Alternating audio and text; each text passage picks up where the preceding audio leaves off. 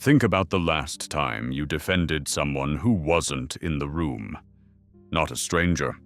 Someone you chose. Someone whose reputation you held up while they were absent. In a conversation that could have cost you something. In a room where the people around you were already skeptical. Where staying quiet would have been easier, and nobody would have blamed you for it. You said something generous when you didn't have to. You covered for them. You gave them the benefit of the doubt, out loud, at personal cost, because that is what loyalty looks like in practice. Now ask yourself whether they ever did the same for you. Not whether they said they would. Whether they did. In a real room, under real pressure, when silence would have been the easier choice.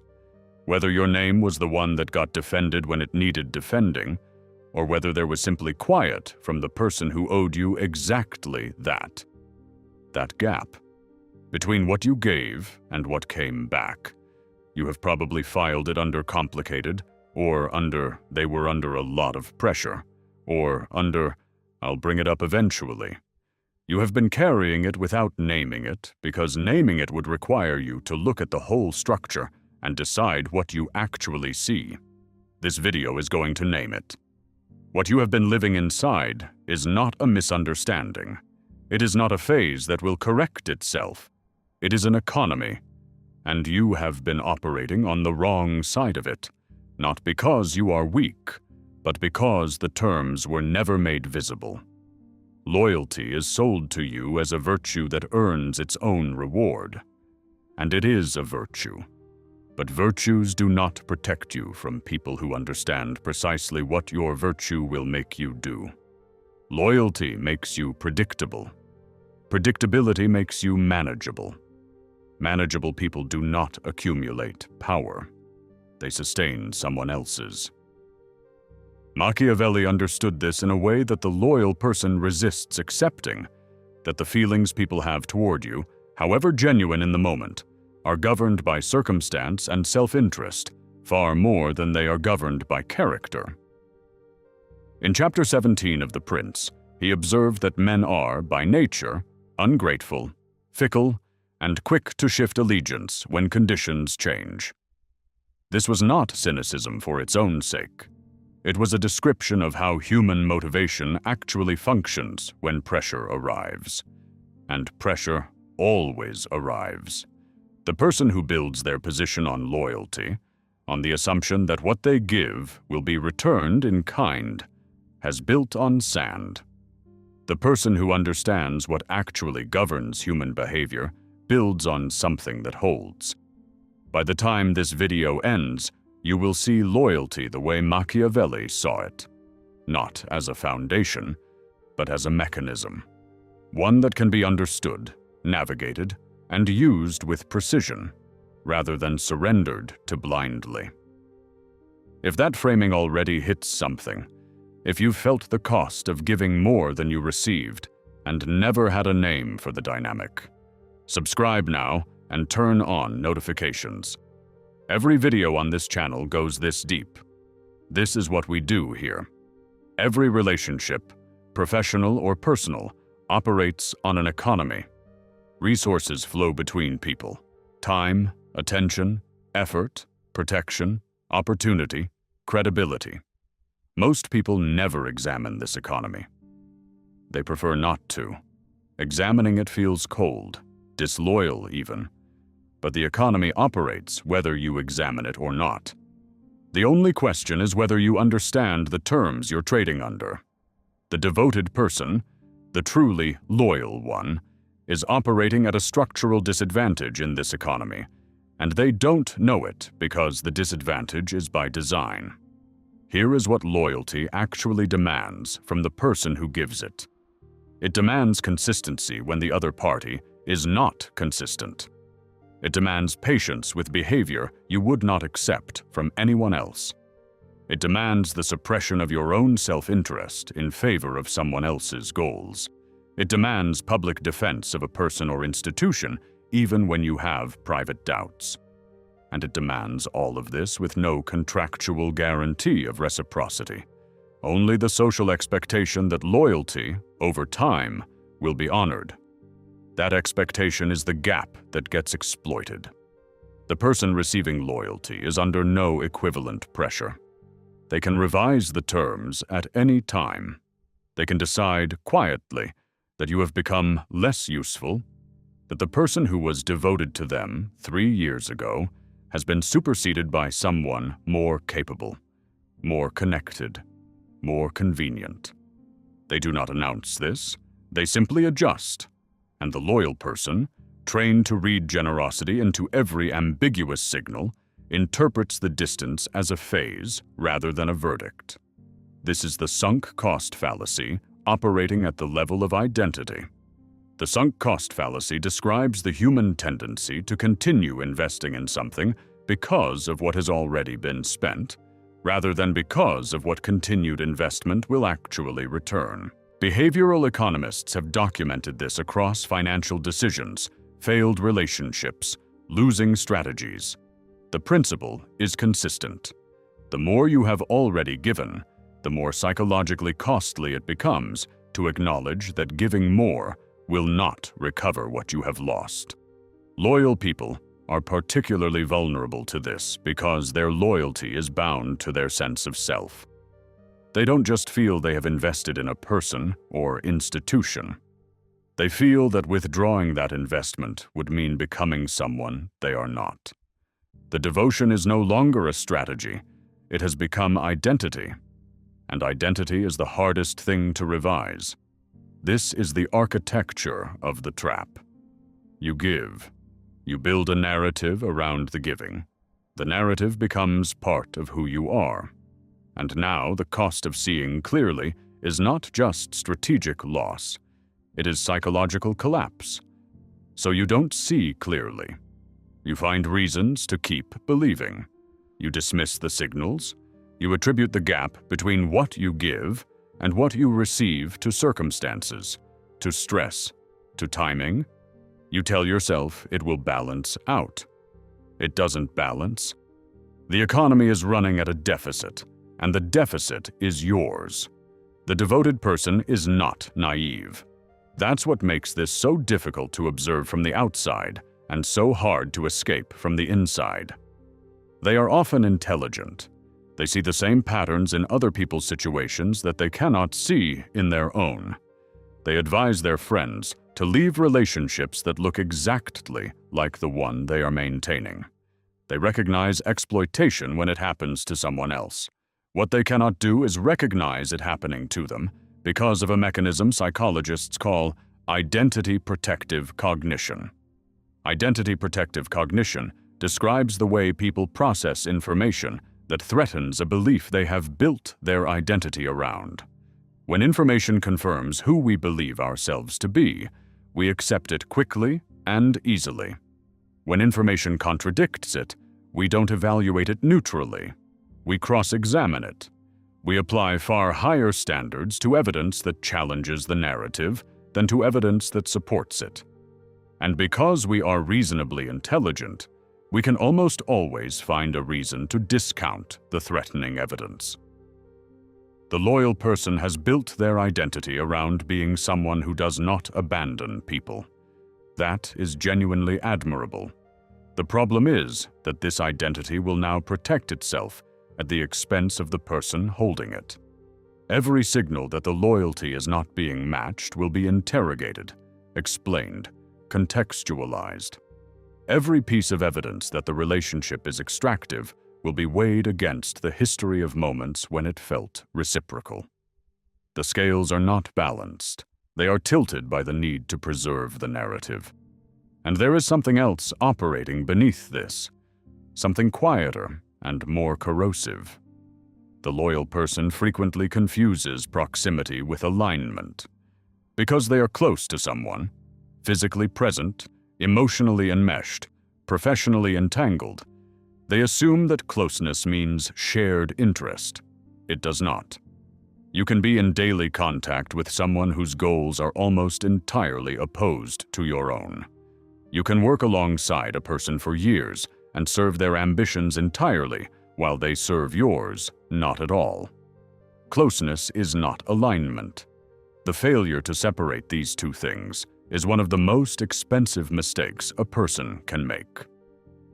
Machiavelli drew a version of this distinction when writing about the difference between genuine allies and what he termed auxiliaries, forces that fight on your behalf, but whose primary loyalty lies elsewhere, with their own prince or cause. He warned explicitly in The Prince that relying on auxiliaries is more dangerous than having no army at all, because when they prevail, you remain at their discretion. When they fail, you are ruined. The auxiliary looks like support. It functions like dependency. Most people who believe they are in alliance are, in fact, auxiliaries to someone else's strategy. They fight battles they did not choose, defend positions that do not serve them, and exhaust themselves maintaining something they were never equal partners in building. The belief that it's different this time, that this person, this organization, this relationship operates outside the general principles of human motivation, is not a conclusion. It is a wish. And the willingness to mistake a wish for a conclusion is the primary reason devoted people end up where they end up, having given everything, holding very little. Step back from the experience of the loyal person for a moment. Look at the dynamic from the other side, from the position of the person or institution that receives loyalty. From that vantage point, the picture is different and far colder. Loyalty from above is extraordinarily useful. A loyal subordinate does not need to be monitored as closely. They self-regulate. They internalize the values and priorities of the structure they serve. They defend it without being asked. They work harder than their compensation justifies because their motivation is not purely transactional. It is emotional and identity-based. They are, in the most precise sense of the word, self-managing assets. The people at the top of every functional hierarchy understand this, not always consciously, but they behave as if they do, which means the outcome is the same. Loyalty is manufactured through a specific sequence. First, the person in power makes you feel seen. They notice something about you that others have missed. Your capability, your character, your potential. This attention is intoxicating because the need to be recognized is one of the most fundamental human drives. Second, they create a narrative of mutual struggle.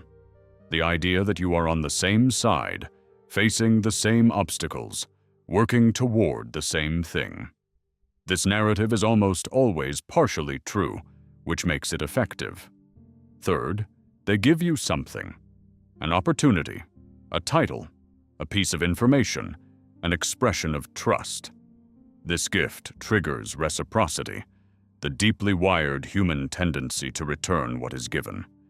And once reciprocity is triggered, the loyalty is largely self-sustaining.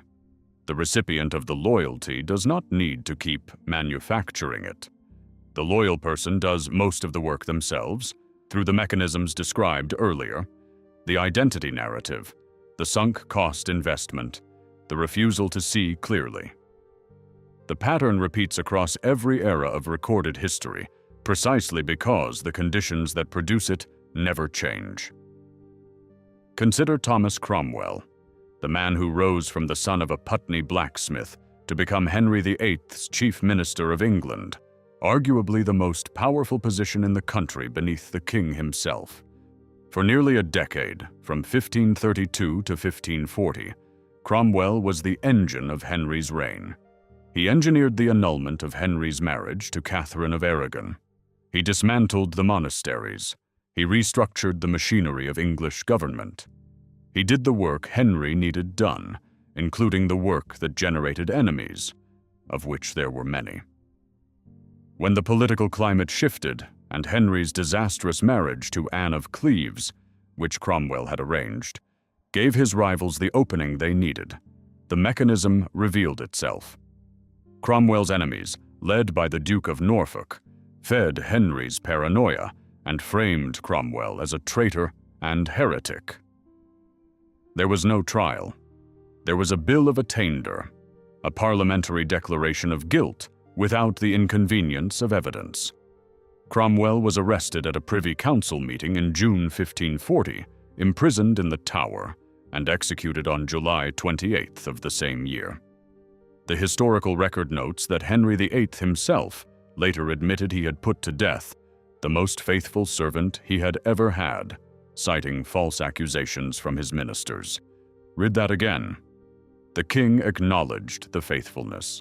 He acknowledged the false charges. He still let it happen. Because in the moment when loyalty conflicted with political convenience, the arithmetic was simple. The loyal man was expendable. The king's position was not. That is not a story about Henry's weakness of character. It is a story about how power calculates. Faithfulness is factored in, but it is never the decisive variable. The decisive variable is always cost versus utility. And the loyal person, almost by definition, has already surrendered the negotiating position that would have made them costly to remove. Machiavelli understood this because he lived it. The closing section of this video will return to exactly how and why it matters that the man who diagnosed this trap still fell into it himself. But first, the pattern needs to be named clearly, because knowing it exists is only the beginning. There is a difference between a relationship in which loyalty is reciprocated, in which your investment is matched, your presence is protected, your interests are factored into decisions, and a relationship in which loyalty is being extracted. The two can look nearly identical from the inside. The distinction is not in the warmth of the interactions, it is in the pattern of outcomes over time. Extraction has a signature. Once you know it, you cannot unsee it. The first marker is asymmetric sacrifice. In relationships where loyalty is extracted, the person giving loyalty consistently absorbs costs that the other person does not share. They work through difficult circumstances without complaint, defend choices that hurt them, take on risk while the other party remains protected. When you map out who bears the cost of the relationship's hard moments, the answer is always the same person. The second marker is the closing of options. A relationship that genuinely values you expands your possibilities. You gain access, capability, connection, knowledge. A relationship that is extracting from you tends to narrow your options, subtly, often unconsciously from the other party's side, but consistently. You become more dependent, not less. Your identity becomes more bound up in the relationship, not more independent. When you try to imagine life outside it, the imagination produces anxiety rather than possibility. The third marker is the privatization of credit and the socialization of blame. When things go well, the person in power tends to absorb the credit, or at least to control the narrative of success. When things go wrong, the loyal subordinate finds themselves unusually visible, not always explicitly blamed, but positioned in ways that make them the available explanation if an explanation becomes necessary. The fourth and most diagnostic marker is what happens when you begin to withdraw. The loyal person who has never tested the relationship, who has simply continued giving without measuring what comes back, often discovers the true nature of the dynamic the moment they slow down. Extraction relationships respond to withdrawal with pressure, with guilt, with the sudden invocation of all you were given, all the investment that was made in you, all the opportunities you were provided. The implicit message is that your loyalty is a debt, and you are now failing to service it. Genuine alliance responds to withdrawal differently. There is conversation, there is negotiation, there is concern for what has changed for you, not just for what your withdrawal costs the other party. The pressure response is not accidental. It is the architecture revealing itself. The loyal person's continued investment was structural to someone else's position, and now that architecture is defending itself. What you are experiencing in that moment is not disappointment. It is the sound of a machine that needed you to keep running. There is a fifth marker, and it is the one most people never look for, because running it requires a test they are afraid to conduct. Stop volunteering. Not dramatically, not as a declaration or a test of their loyalty. Simply stop initiating. The extra effort, the unsolicited defense, the check-in that wasn't asked for, the coverage you extend out of habit. Hold back only what you were giving beyond what was required, and then wait. 2 weeks, 3 at most. In a genuine alliance, nothing essential changes. The other person notices. They reach out, not because they need something from you, but because your presence in the relationship is something they actually track. They ask if you are all right. The rhythm adjusts naturally because both people are maintaining it. In an extraction relationship, the silence is absolute. Not angry, not hurt, just absent, because they were never tracking the relationship. They were tracking the output.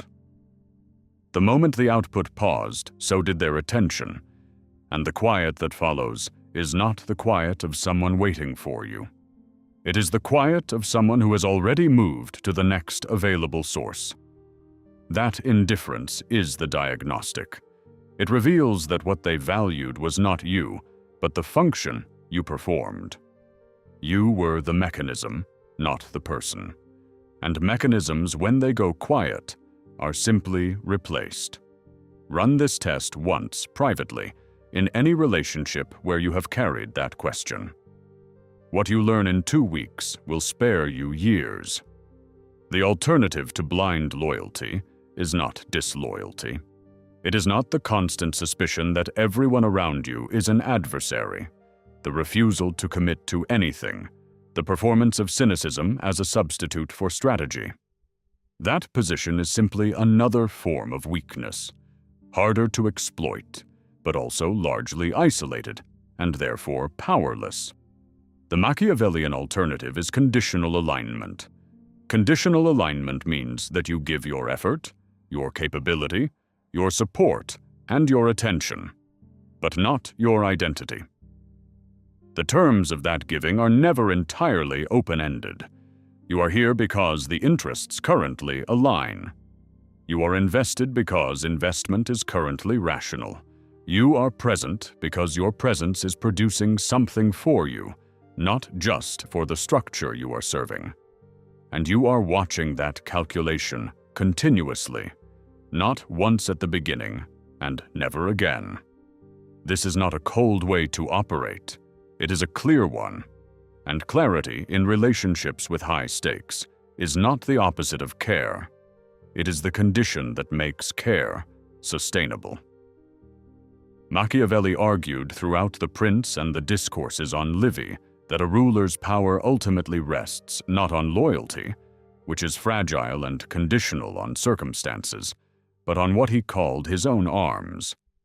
By this he meant the resources, relationships, and capabilities that a person controls directly, not through the goodwill of others. Those who depend on the goodwill of others are exposed, because goodwill shifts. Those who build genuine leverage, things that others need, capabilities that cannot easily be replaced, are in a fundamentally different position. The practical translation of this is straightforward. You become valuable without becoming dependent. You build skills and relationships that exist independently of any single structure. You do excellent work, because excellent work is how leverage is built. But you do not confuse the gratitude of the people you work for with a guarantee. Gratitude is real. It is also temporary, and subject to revision the moment circumstances change and your continued presence becomes inconvenient. The condition in conditional alignment is interest. You are aligned because your interests and theirs currently converge. The moment they diverge significantly, the alignment adjusts. This requires that you know your interests clearly, which is something the purely loyal person typically does not. The loyal person has often subordinated their interests so thoroughly that they have lost track of them. They cannot articulate what they need from a relationship, because needing things has come to feel like a betrayal of their identity as someone who gives. Knowing what you need is not selfishness. It is the minimum requirement for a relationship that can survive contact with reality. Here is what conditional alignment looks like in practice, because the concept is useless without the texture of how it actually operates.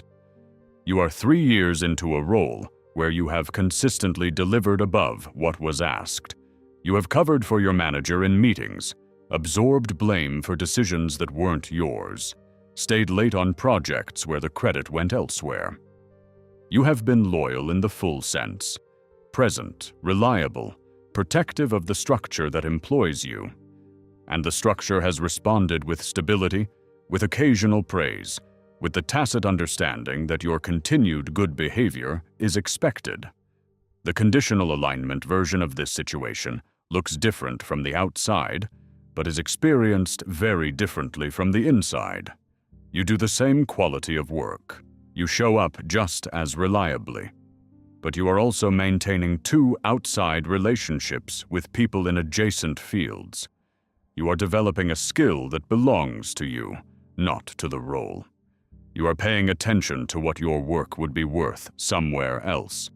You are not planning to leave. You do not want to leave. But you know with precision that you could, and what that would look like.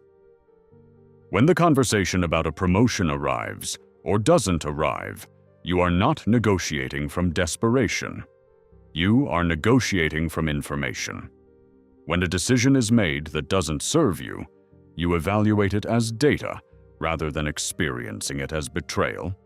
When the structure eventually changes, as structures always do, you are not stranded. You land somewhere because you never fully lifted your anchor from the ground beneath you. That is the difference. Not coldness, not suspicion. Parallel maintenance of the position you are also building outside the thing you are currently committed to. Conditional alignment also means building what might be called optionality, the maintenance of real alternatives.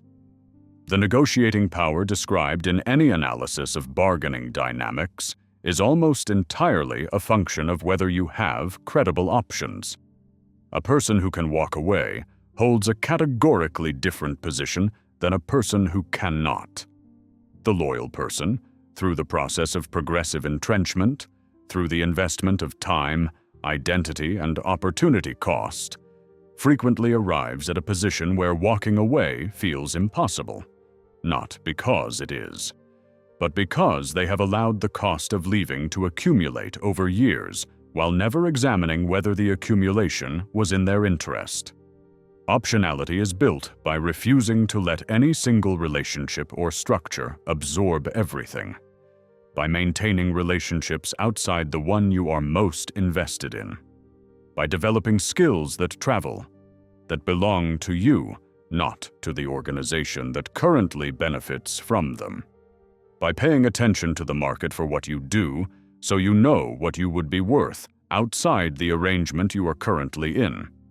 None of this makes you disloyal in any meaningful sense. It makes you someone who understands what they are doing and why. And understanding what you are doing, being present in the transaction rather than mystified by it, is the only position from which you can genuinely serve anyone, including yourself. This is what Machiavelli was pointing at when he wrote that a prince must learn not to be good, by which he did not mean to become cruel or dishonest. He meant that the idealized version of virtue, the kind that operates without reference to consequence, that gives without condition, that trusts without verification, is a luxury that power does not permit. the world acts on you. The question is whether you have a position from which to act back. Everything described in this video has a through line. The devoted person who never examines the economy of their devotion. The one who stays loyal past the point where loyalty has any strategic logic. The one who keeps serving a structure that stopped serving them 3 years ago.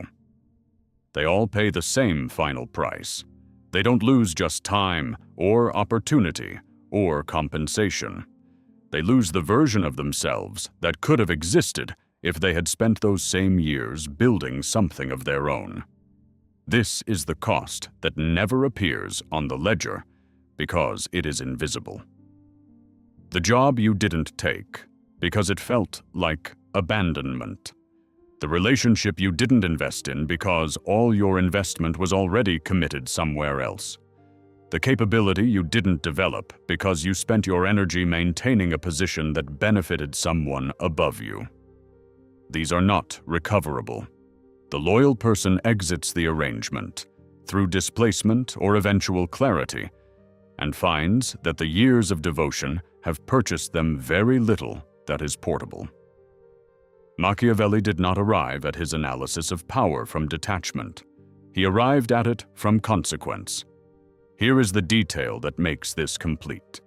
After 14 years of service to Florence, after imprisonment, after being barred from the political life he had built his identity around, Machiavelli dedicated the prince to the Medici, the same family whose return had ended his career. He addressed it to Lorenzo di Piero de' Medici and framed it as a gift, the distilled knowledge of a lifetime inside power, offered in exchange for an audience, an appointment, any re-entry into the world he had lost. He was still running the loyalty calculation, still trying to purchase through service what his years of genuine service had failed to secure. The man who understood this trap more precisely than anyone before or after him could not, in the end, fully escape it himself. The prince is so mercilessly accurate in part because he paid for every line of it. What he wrote was not theory. It was the map he needed before he needed it. The question this video asks is not whether to be loyal. It is whether you are loyal on terms that make sense, or on terms that only make sense to the person receiving it. Examine the economy. Know your interests. Build what travels.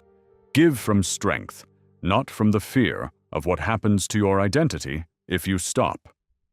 Think of one relationship, one arrangement, where the terms have never actually been examined. Write that down somewhere private. That is the work this video is asking you to do. If this hit something for you, like the video. Every like tells the algorithm this content is worth pushing to people who need it. And there are a lot of people who need this. The final truth is simple, and it is the one the loyal person spends years refusing to accept. People do not protect you because you were good to them. They protect you when protecting you costs less than losing you. Know the difference between those two things, and you will never be trapped by devotion again.